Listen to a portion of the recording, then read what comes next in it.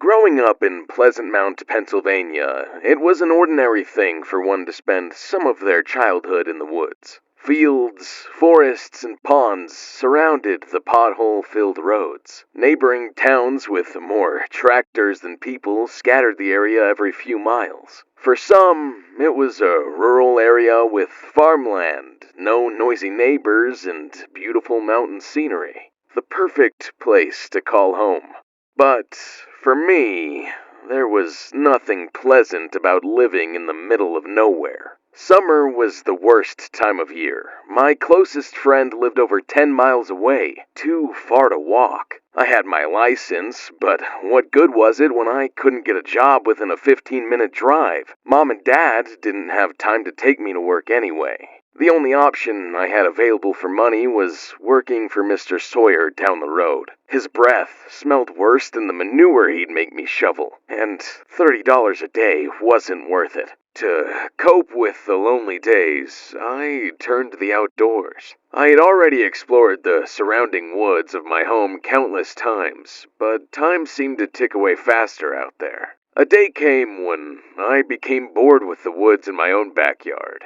I had built multiple forts and tree houses over the years, caught all the different fish that could be found in the pond, and climbed the tallest trees available, even hanging an orange flag in the one. What more was there to do in this area? In my mind, I had conquered this land.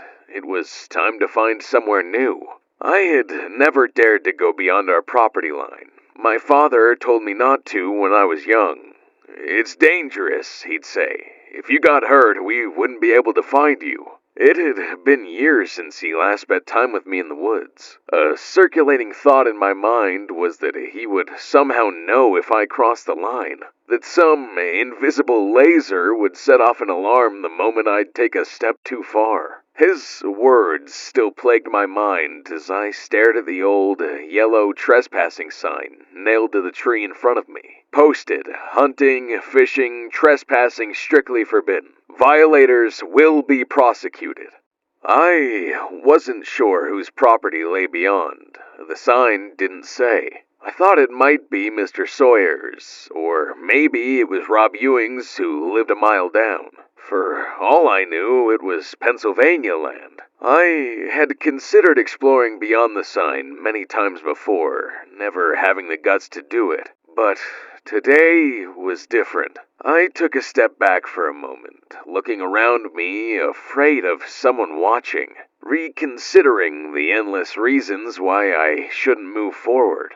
Dad would kill me, I thought. I rolled my eyes, feeling ridiculous for having childlike paranoia. I took a deep breath and stepped past the sign, leaves crunching beneath my feet as I entered new territory. I took each step cautiously at first, listening to my surroundings. No alarm went off. No voice yelled for me to turn back. All I heard was nature. Birds tweeted loudly from red maple branches above. The sun peeked its face through the star-shaped leaves, causing spotty patches of light on the forest floor. A rabbit hopped along as I climbed one hill and down the next. The forest was similar to my own, but new and fresh, enchanting in a way, filling me with renewed joy, something I hadn't felt in a long time.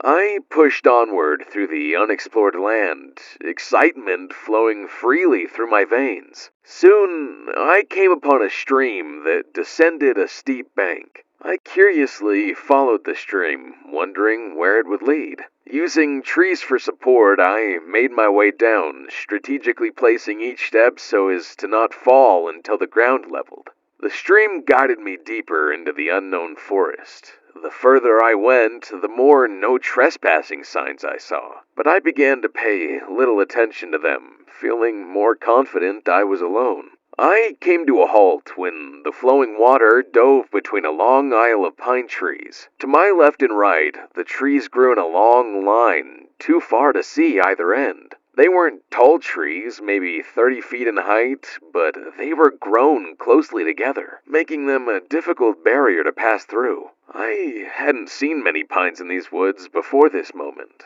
To see them in a line made me think they were possibly planted. But if they were, it would have been years ago before the forest had overtaken this area. The thick pines stretched their spiked arms before me as if to say, "You cannot pass." Wanting to continue following the stream, I pushed past them anyway, keeping the current of water in earshot as I zigzagged between their trunks. At first, I pushed against the prickly branches, shoving my way between the closely overgrown pines. But as I progressed, the forest only seemed to become more saturated. At one point, a branch pushed back and swatted me in the face. I spit a mouthful of needles out as I attempted to trudge forward. With each step I took, more branches surrounded me. Soon, I was completely encompassed by the prickly green arms. I then noticed the sunlight that once poked through from above was now completely gone. Darkness encompassed me. Only pine needles could be seen in the faint light. I decided to crawl beneath the barricade of branches, still set on following the stream. This seemed to work at first, but in a matter of minutes, my hands and knees were caked with sap and dead needles that blanketed the ground. I was annoyed by the outcome, but my curiosity had taken away any concern of dirt or stickiness. I was determined to continue following the stream. Being low to the ground made the forest seem darker than before, but I crawled onward, making my way toward the running water. Except I couldn't. I froze in place, listening around me. "Oh, crap," I whispered. The forest was completely silent. There wasn't a bird to be heard.